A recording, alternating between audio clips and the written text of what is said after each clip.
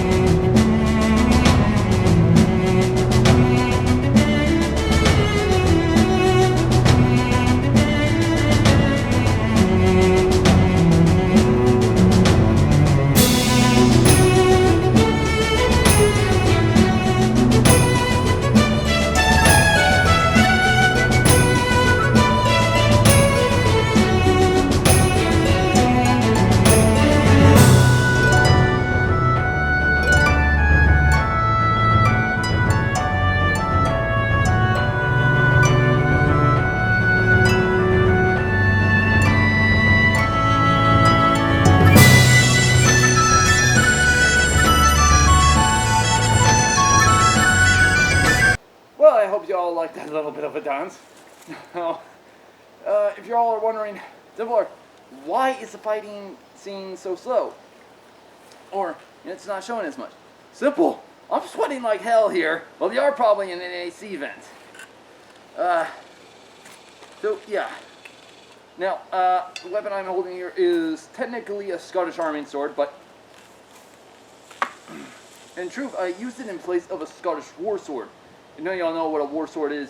It's technically the Scottish equivalent of a bastard sword, or a hand and a half sword, which that's technically what this thing is, as you can tell.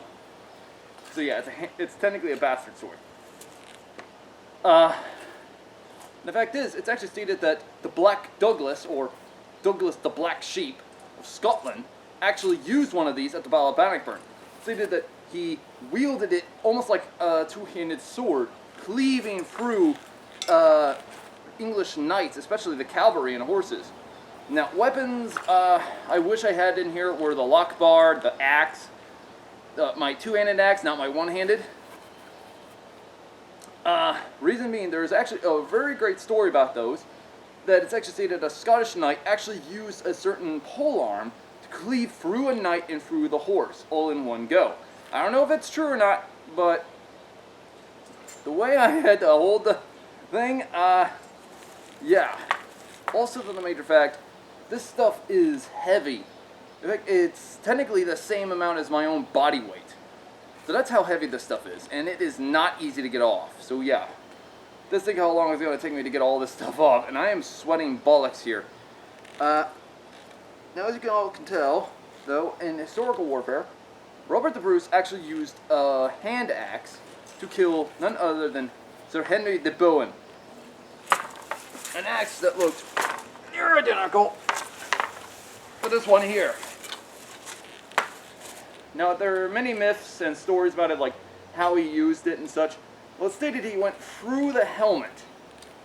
Honestly, I don't think that's true. I think he used the spike and went through the eye slits and ended up right into his face. So, yeah. Now, if y'all want to know more stories about the Battle of Bannockburn, I'll leave a link down below in the description if any of y'all want to know the story on how it all unfolded. But yeah, this is the correct equipment, and I do love the movie Outlaw King for its historical depiction on the equipment used. Although, they could have gone more mitten-y, I guess, depending. Now, there are certain artworks that say, oh, but Templar, they dress this way, they just dress that way. Well, the monument at Bannockburn of Robert the Bruce does give a good depiction on what it would have been during the 14th century, but mostly the late 14th century. And the fact is, if I was a very rich noble, no, don't get me wrong, Robert the Bruce might have worn equipment just like this. However, they would have worn multiple plate armor, such as on the legs, the arms, and as well there would even be a wooden symbol piece, which I had not actually managed to do. But yeah. So, how heavy is this equipment? Let's just say heavy enough that I can't wait to get inside and just have the AC on full blast. But yeah, if any of y'all want me to do any how-to videos in history, let me know in the comments below. I'll be happy to review them, and as well also add them to our list. Although if it's anything like this, you're going to have to wait till we get to the winter, because one, this stuff is hot as hell. It's restricting all my airflow. The only airflow I get is right to my face, my fingers, and a slight bit of my groin if I bend down enough. So yeah. But anyways, guys, like and subscribe for more. If any of y'all have any ideas, as I said, let me know in the comments below. Also, click that bell button for notifications, and subscribe to the channel so that way you can stay tuned for more videos. As well, y'all, hope to see y'all in the next one. Have a great day.